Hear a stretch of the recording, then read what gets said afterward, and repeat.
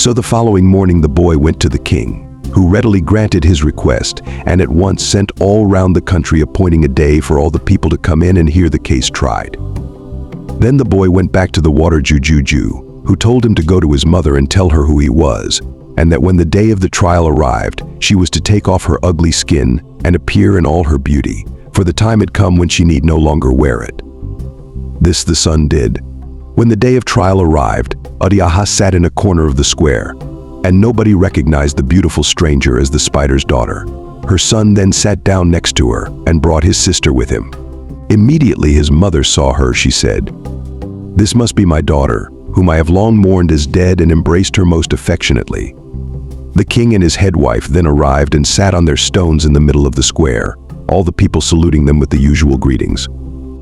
The king then addressed the people and said that he had called them together to hear a strong palaver at the request of the young man who had been the victor of the wrestling, and who had promised that if the case went against him, he would offer up his life to the Egbio. The king also said that if, on the other hand, the case was decided in the boy's favor, then the other party would be killed, even though it were himself or one of his wives, whoever it was, would have to take his or her place on the killing stone and have their heads cut off by the Egbos.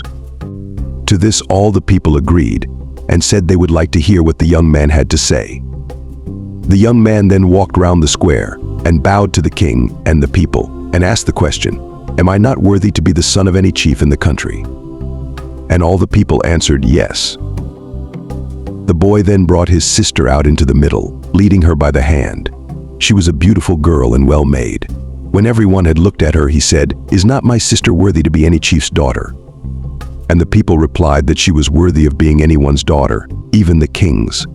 Then he called his mother Adiaha, and she came out, looking very beautiful with her best cloth and beads on, and all the people cheered as they had never seen a finer woman.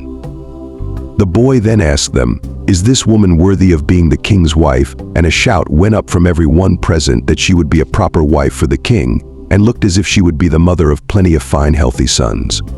Then the boy pointed out the jealous woman who was sitting next to the king, and told the people his story, how that his mother, who had 2 skins, was the spider's daughter, how she had married the king, and how the head wife was jealous and had made a bad juju for the king, which made him forget his wife, how she had persuaded the king to throw himself and his sister into the river, which, as they all knew, had been done, but the water juju had saved both of them and had brought them up.